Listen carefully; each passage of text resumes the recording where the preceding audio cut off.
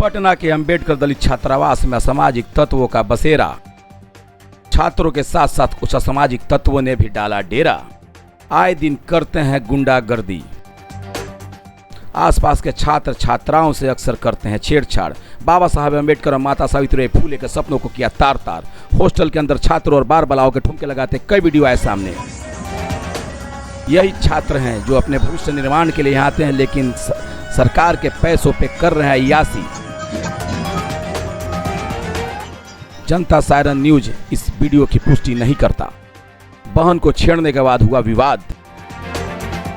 बचाने गए भाई को छात्रों ने हॉस्टल में बंधक बना के पीटा। आत्मरक्षा में बाप ने चलाई लाइसेंसी हथियार से गोली।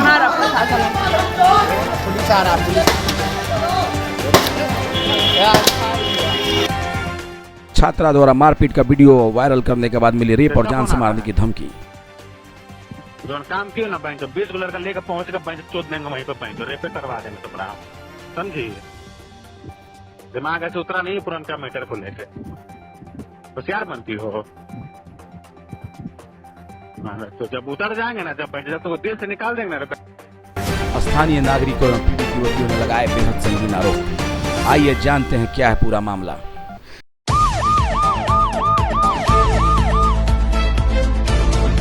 चैन से सोना है तो जाग जाइए और बिहार छोड़ के भाग जाइए। ऐसा हम क्यों कह रहे हैं? क्योंकि अभी ताज़ा मामला आप लोगों ने देखा होगा कि महेंद्रू में दलित छात्रावास के ऊपर दिखाया गया कि गोली चली और दर्जनों गोलियां चलती है। लेकिन यहाँ होता क्या है? यहाँ लोग कहते हैं, सरकार नारा देती है कि बेटी बचाओ और बेटी पढ़ाओ। एक बेटी जो पढ़ने के लिए घर से बाहर जाती है, उसके बाद एक भाई के सामने एक बहन को छेड़ा जाता है और इतना छेड़ा जाता है कि वो बच्चा विरोध करता है। और जब विरोध करता है तो उस बच्चे को ले जाया जाता है, एक रूम में बंद कर दिया जाता है और घंटों मारा जाता है।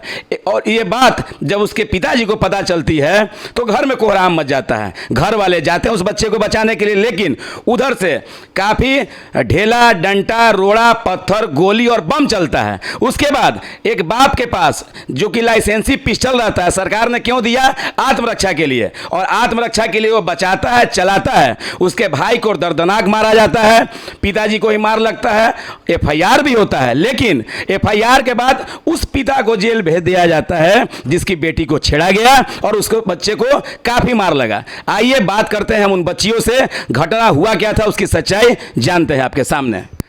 अच्छा, क्या हुआ था बाबू उस दिन आप लोगों के साथ? हकीकत क्या था? देखिए, ये मेरी बहन है, इसके साथ हुआ था। जैसे ये मेरा नाम ऋतिका है। अच्छा। तो इसके साथ हुआ था, फिर हम लोग गए बाहर। वो घटना ऋतिका किसके साथ घटी थी? किसको छेड़ा गया था? मेरी ये सिस्टर है। अच्छा, क्या नाम हुआ आपका? अमृता।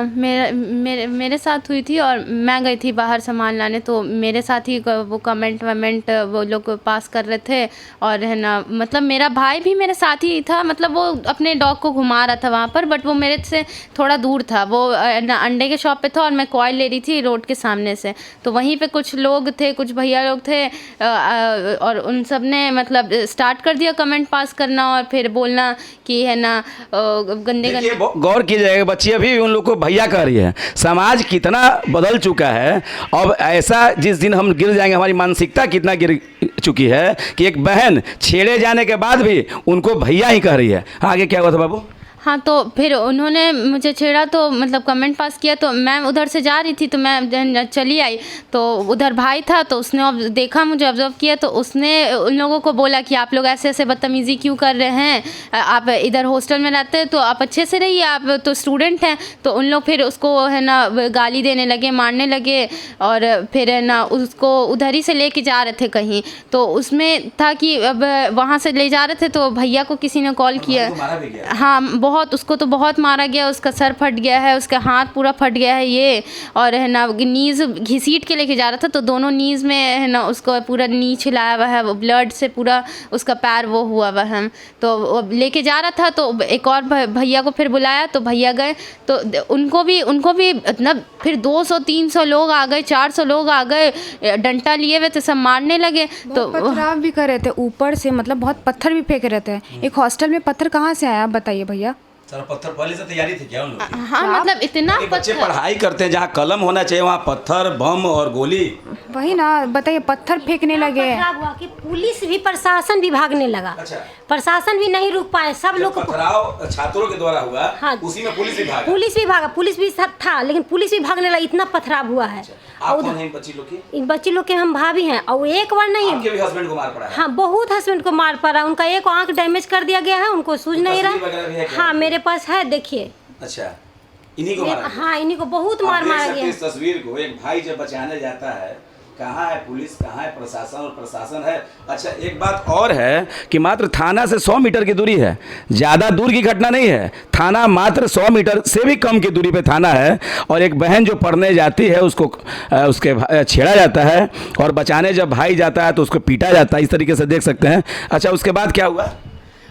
उसके बाद उन लोगों ने इतना मारना शुरू कर दिया, फिर ईंटा पत्थर डंडा और सब फायरिंग वायरिंग करने लगे थे। तो मेरे भैया ने दौड़ करके आए घर, फिर मेरे पापा को उठाया तो वो उठे। तो हम लोग की ही सिर्फ फैमिली थी वहाँ पे, 4 से 5 लोग थे।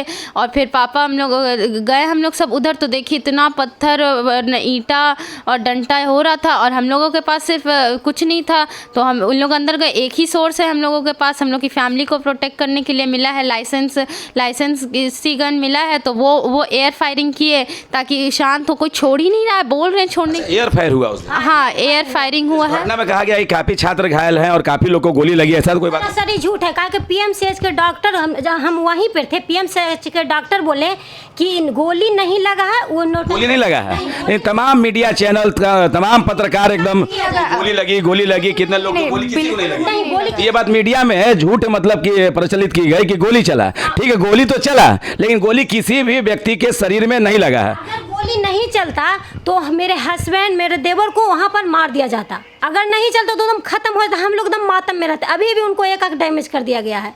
मेरे देवर को भी हाथ कटा हुआ है, एक और देवर के माथा फट गया है, सभी को मार के कर दिया। सब कुछ सही है। उसके बाद जब आप लोग को चोट लगा, आपके साथ ऐसा घटना हुआ, तो आप लोग थाना गए, FIR किया आप लोग?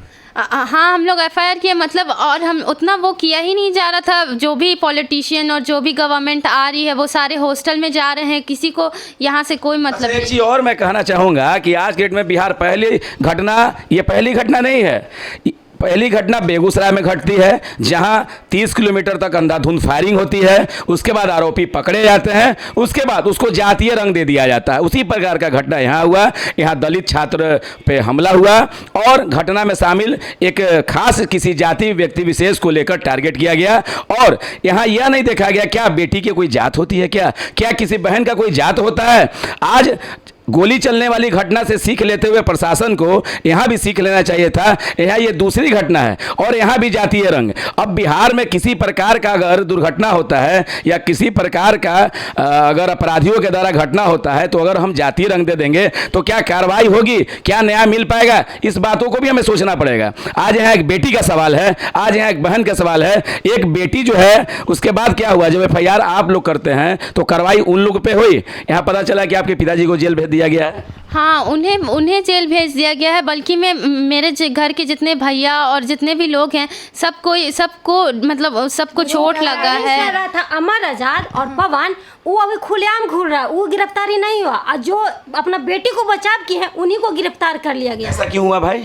अब तो सरकार से ना मांग करे। आपने FIR किया, आपको न्याय नहीं मिला, आपके पिताजी को जेल भेज दिया गया। आज जिन छात्रों ने उपद्रव किया वो आज खुलेआम घूम रहे हैं। अच्छा, उसके बाद काफी नेता लोग का वहाँ जमावड़ा लगा, काफी नेता आए और गए हॉस्टल में। आप लोग से कोई मिलने आया क्या? नहीं, हम लोगों से कोई नहीं मिलने आया। उल्टा हम लोग फिर दौड़े भागे गए, सुना कि वहाँ पे भैया आए हुए थे। अच्छा, पासवान जी जब यहाँ हॉस्टल में आए तब? हाँ हॉस्टल में आए कि आपके पास आए? नहीं, हम लोगों के पास कोई नहीं आया है। कोई मीडिया रिपोर्टर कोई आया ही नहीं, ना गवर्नमेंट, ना कोई सरकार, कोई भी नहीं। यहाँ तमाम जो पत्रकार हैं, न्यूज सुना नहीं कि एक तरफा न्यूज चला देते हैं, लेकिन बिना किसी घटना की सच्चाई जाने, बिना किसी सत्यता की जाने, आज एक बेटी है, एक बहन है, एक पत्नी है, एक माँ है, जो आज बेटी को छेड़ा गया, इसके घर में मातम बन रहा है। भाई को काफ़ी बुरी तरीके से मारा गया, पिताजी जेल जा चुके हैं। कैसा न्याय? इस हालात में क्या बेटी पढ़ेंगी, क्या कोई बहन घर से बाहर जाएगी? ऐसा माहौल और भयभीत हो जाएगा। और हम और आप नहीं सोचेंगे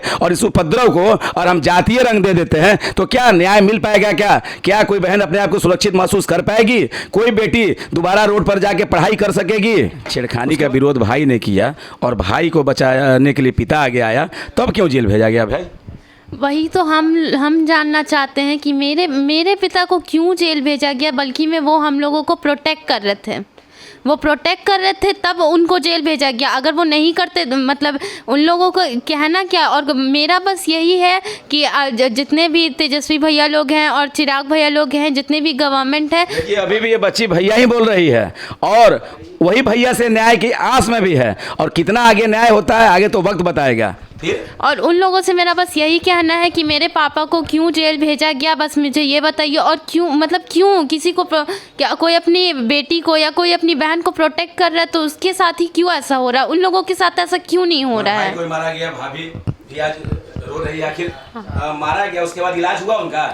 हाँ हुआ है इलाज। कहाँ है वो? नहीं पता। प्राथमिकी दर्ज हुई है क्या? हाँ उन पे भी केस है, उनको पता नहीं कहाँ है, हम लोग का नहीं पता है। उनका एक आँख भी काफी चोट लगी। हाँ बहुत चोट है, एक आँख भी डैमेज कर दिया। हो गया है वो, दिमागी संतुलन हाँ दिमागी संतुलन खो गए हैं, पता भी नहीं है कहाँ है, हम लोग का पता नहीं चल रहे हैं। आज एक घर में हाँ कोई एक भाई है, पिता जेल में है और एक बहन जो पढ़ाई करती थी, ऐसे स्थिति में कैसे पढ़ेगी, कैसे आगे लड़ेगी, कैसे एक बेटी अपने सपनों को साकार करेगी? एक बाप ने जो सपना देखा था कि बेटी बाहर जाएगी, पढ़ेगी, लिखेगी, ऐसे हालात में क्या हमारी बेटियां पढ़ पाएंगी? क्या हमारी बेटियां सुरक्षित है? ये हमें सोचना है और जवाब भी हमें देना है। नमस्कार, जय हिंद।